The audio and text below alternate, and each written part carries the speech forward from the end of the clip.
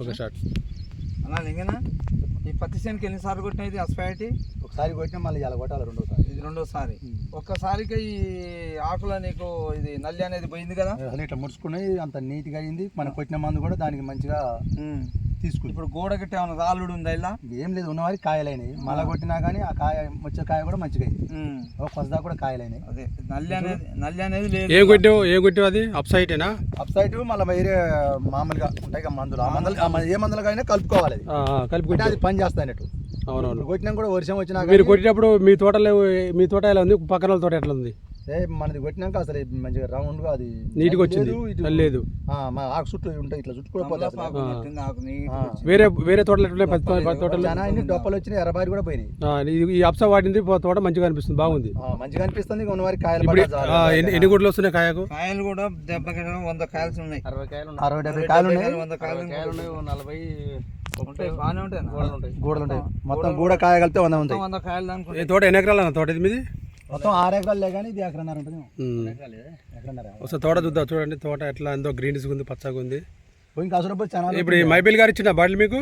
మైబేల్ గారు ఇచ్చారు. ఒక్కసారి స్ప్రే చేసాం, ఇప్పుడు మళ్ళీ కూడా చేస్తున్నాం. ఇప్పుడు పియ్యాలే కొడదామని లైన్ చేస్తాం. 5 కొట్టిన పొలానికి 3 చల్లినా.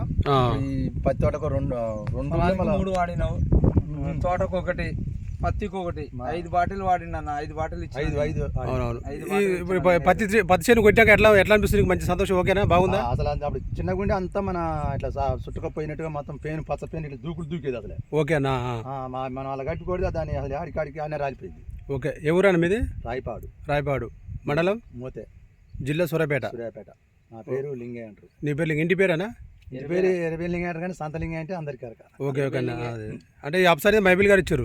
మైబిల్ గారు ఇచ్చారు. ఓకేనా? ఇప్పుడు మీరు తీసుకురావడం వల్ల మిమ్మల్ని చూసి, మీ తోటలు కూడా చూసి రైతులు మళ్ళీ తీసుకుంటే సరే ఇక్కడ చూసుకున్నాక తీసుకుంటే మీరు డిస్ట్రిబ్యూటర్ కూడా తీసుకుని దీంట్లో కాయల డబ్బాలు కూడా ఇప్పుడు 5 ఉన్నాయి వాళ్ళ. ఓకే. కానీ ఇదే కదా పత్తి మంచి అనిపించింది. బట్టే ఒకసారి 3 సార్లు కొట్టే బదులు ఒకసారి కొట్టినట్ట మనం కాస్త సన్నీరు చేసినా కానీ అది అట్టినే మందు వేరే పేను. ఒక చెట్టు కాయ లెక్క పెడదామా? ఒక కాయ చూడండి ఎన్ని కాయలు ఇచ్చిన. దీన్ని లెక్క పెట్టాను, దీన్ని లెక్క పెట్టు. లెక్క పెట్టింది. చూడండి మన అప్సా వాడిన ఒక్కసారి కొట్టిండు మన చెట్టుకు. ఎన్ని కూడా చాలా ఉన్నాయండి. కాయ కూడా అంతలా ఉంది. కోతన కాయ కూడా సైజ్ వచ్చింది. ఎన్ని కాయలు చూడండి అందాదా. గట్టి లెక్క పెట్టి 7, 8, 9, 10, 11, 12, 13, 14, 15, 16, 17, 18, 19, 20, 21, 22, 23, 24, 25, 26, 27, 28, 29, 60-70 కాయలు పోయలేవా? 31, 32, 33, 34, 35, 36, 37, 38, 39, 40, 41, 42, 43, 44, 45, 46, 47, 48, 50, 51, 52, 53, 54, 55, 56, 57,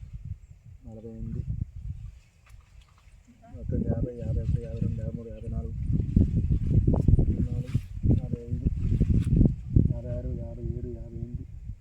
59, 60, 61, 62, 63, 64, 69, 70, 65, 66, 67, 68, అంటే లెక్కేసుకుని కౌంట్ చేసుకుని 70,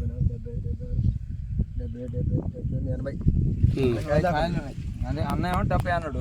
అంటే ఇది మనకు పత్తి చేనుకు ఈ లింగయ్య గారి తోటలో కొస్తది కూడా వేరే తోటలో మొత్తం దాదాపు ఒక 80-90 కాయలు అయ్యిందండి.